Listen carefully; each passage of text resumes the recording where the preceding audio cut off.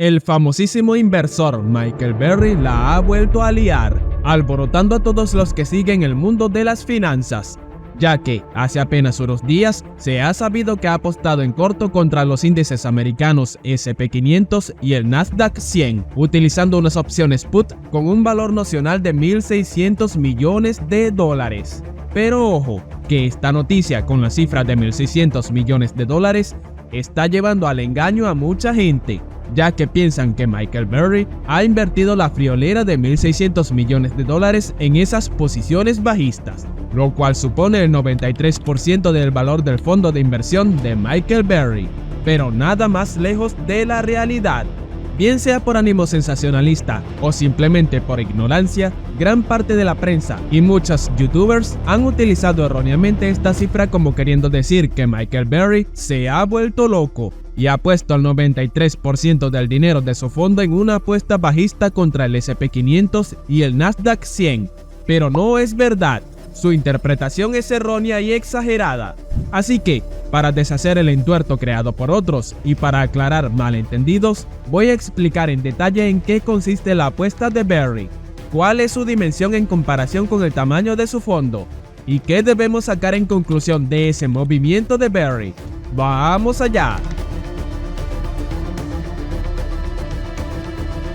Como saben, Michael Burry saltó a la fama con la celebrada película de Hollywood The Big Short, La Gran Apuesta en español, ya que el guión de esa película está basado en los hechos reales de la exitosa apuesta que Michael Burry hizo contra el mercado de las hipotecas basura, que le hizo ganar a su fondo de inversión unos $720 millones cuando se desató la crisis inmobiliaria americana de 2007 y 2008.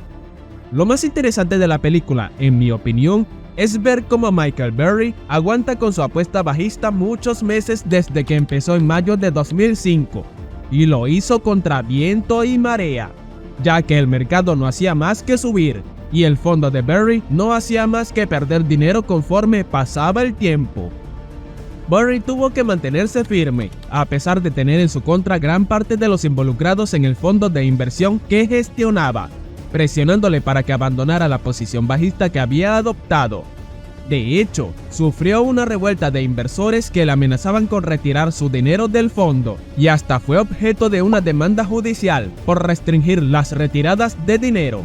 La actitud de Burry fue toda una demostración de fortaleza en sus convicciones y de saber aguantar el tipo contra la opinión contraria de la muchedumbre. Todo el mercado inmobiliario está apuntalado con créditos basura. Se va a derrumbar. El mercado inmobiliario es súper sólido. Es una bomba de relojería. Así que Mike Burry, que va a una peluquería barata y no lleva zapatos, sabe más que Alan Greenspan. Dr. Mike Burry. Sí, así es. Finalmente, como es sabido, tras esperar muchos meses durante los cuales el fondo estaba ampliamente en negativo, la apuesta en corto fue finalmente liquidada en abril de 2008 con pingües beneficios.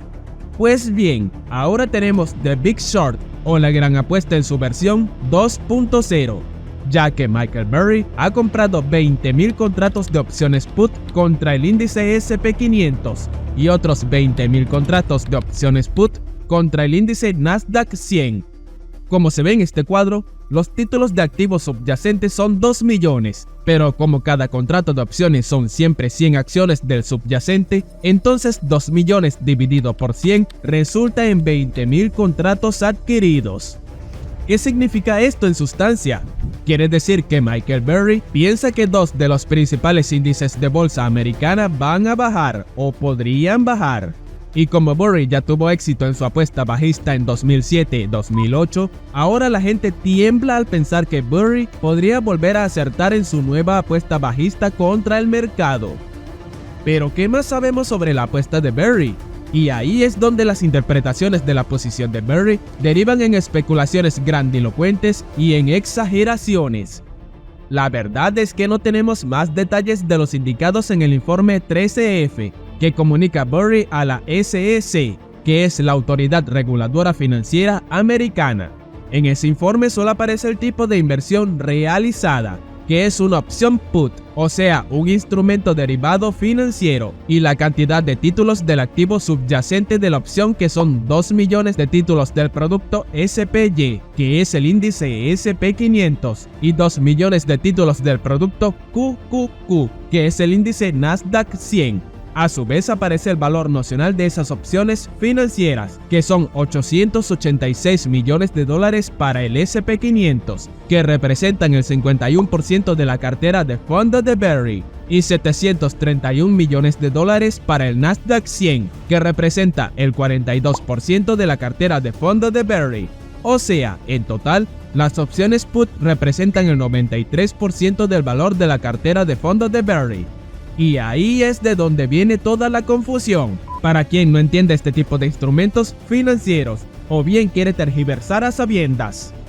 A ver, lo explico. Berry no ha invertido 1.600 millones de dólares en una apuesta en corto contra esos índices. La cantidad verdaderamente invertida es muchísimo, pero muchísimo menor que esa. Aunque no podemos saber la cantidad exacta porque ese dato no viene publicado. Al comprar opciones put, lo que hace Berry es pagar una prima a la contraparte en esa transacción financiera. Esa prima es lo único que Berry paga, nada más.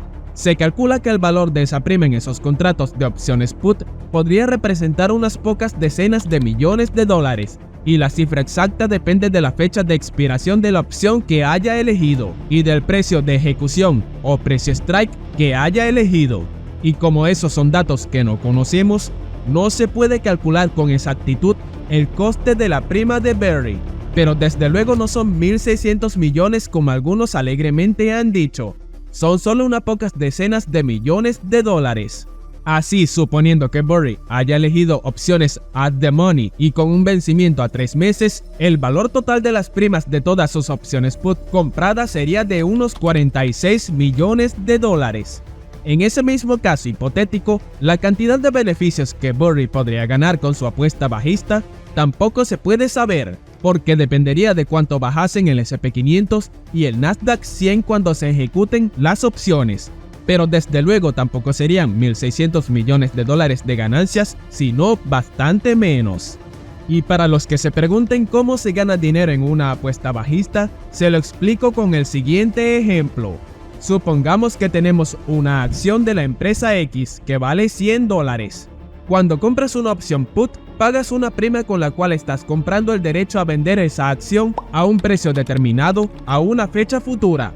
Pongamos que pagas una prima de $1 y supongamos que eliges el precio de ejecución a $90. Si cuando pase ese tiempo, el precio de la acción de la empresa X ha bajado y ahora vale $70, tú tienes el derecho a vendérsela a tu contraparte en el contrato por un valor de $90, sin importar lo que cueste en el mercado libre. Es decir, esa acción vale en el mercado $70, pero tienes el derecho a venderla a $90. Por lo tanto, ganas $20, porque puedes ir a comprarla en el mercado por $70 y venderla a $90 a quien firmó el contrato contigo. Y tú solo invertiste $1, que es el precio de la prima que pagaste. O sea, con solo $1 de inversión podrías ganar unos $20, que es una revalorización de 20 veces. Así, con ese mecanismo, es como Michael Berry pretende ganar dinero con su apuesta bajista. Pero atención, porque esa apuesta bajista no quiere decir que Michael Berry esté seguro de que esos mercados vayan a bajar. Quizás haya hecho esa apuesta solo como protección por si su otra parte de la cartera, que es alcista, resulta perdedora. Dicho de otra forma, no podemos tomar esa posición bajista de Berry de forma aislada y debemos considerar en qué otras cosas ha invertido Berry en su cartera de inversión actual. No hay que olvidar que Michael Berry gestiona un fondo de cobertura, hedge fund en inglés, y en ese tipo de fondos es muy normal acudir a posiciones bajistas a través de opciones put para cubrirse en caso de que otras posiciones alcistas vayan mal para compensar las pérdidas. Y si miramos el resto de la cartera de Michael Berry, podemos ver que ha comprado acciones de bastantes empresas, lo cual quiere decir que Berry es optimista y alcista al menos con una parte del mercado. Veamos en qué empresas ha invertido Berry. Pues como podéis ver, el fondo dirigido por Michael Berry, Sion Asset Management, tiene actualmente una cartera con un gran número de posiciones largas de acciones, en concreto de 31 empresas. Además de esa lista, 25 empresas se han añadido a su cartera durante el último trimestre. Entre ellas, destaca por el valor de su peso en la cartera la empresa de contrataciones de viajes Expedia. También es curioso ver cómo Burry tiene inversiones en el sector de la salud con Cigna Group y CVS Health Corp, como ha entrado en el sector de las navieras con su compra de Euronav o Safe Bulkers, y también en el mercado de empresas japonesas a través de ETFs. Por otro lado, en el último trimestre, Burry se ha deshecho de varias posiciones, vendiendo todas sus acciones de 15 empresas, entre las cuales destacan la famosa compañía china Alibaba, la empresa de ropa deportiva JD, la empresa de comunicaciones Zoom y una serie de bancos como Wells Fargo, Capital One Financial, el ya quebrado First Republic Bank y otros. En consecuencia, viendo en su conjunto toda la cartera de Michael Burry, se entiende que, muy al contrario de la narrativa que se propaga por los medios, Burry no es principalmente bajista, sino que la mayor parte de su cartera es alcista en una larga serie de empresas. Lo que ocurre es que hay que saber diferenciar en qué cosas Burry es bajista y en qué otras cosas es alcista. Por un lado, Burry se ha puesto corto en el S&P 500 y en el Nasdaq 100, y si nos fijamos en detalle en esos índices, nos percataremos de que esos índices, a pesar de estar compuestos por un gran número de empresas, están desproporcionalmente influidos en su valoración por unas pocas empresas tecnológicas que, al parecer, a Burry le parece que están muy caras. En efecto, las llamadas 7 magníficas, a saber, Apple, Google, Microsoft, Amazon, Meta, Nvidia y Tesla, suponen nada más y nada menos que el 27% del valor total del S&P 500, mientras que el restante 73% del S&P 500 se reparte entre 493 empresas. ¿No te parece exagerado el dominio tan abrumador de tan solo 7 empresas sobre un índice tan grande como el S&P 500? Y como resulta que en el último gran rally del S&P 500, en realidad las empresas que principalmente han subido han sido precisamente esas 7 empresas, mientras que el resto del índice ha permanecido más o menos plano. Entonces lo que creo que Burry está pensando es que esas empresas se han puesto demasiado caras y deberían caer, y cuando caigan arrastrarán a todo el índice S&P 500. A fin de cuentas, la subida de estos últimos 8 meses en esas empresas ha sido muy notable y ha sido espoleada por las especulaciones sobre la tecnología de inteligencia artificial, lo cual recuerda bastante a la burbuja especulativa de las empresas de Internet del año 2000, la llamada burbuja.com. Por todo eso, quizás Burry puede haber apostado contra el S&P 500, pero no podemos saber los motivos concretos.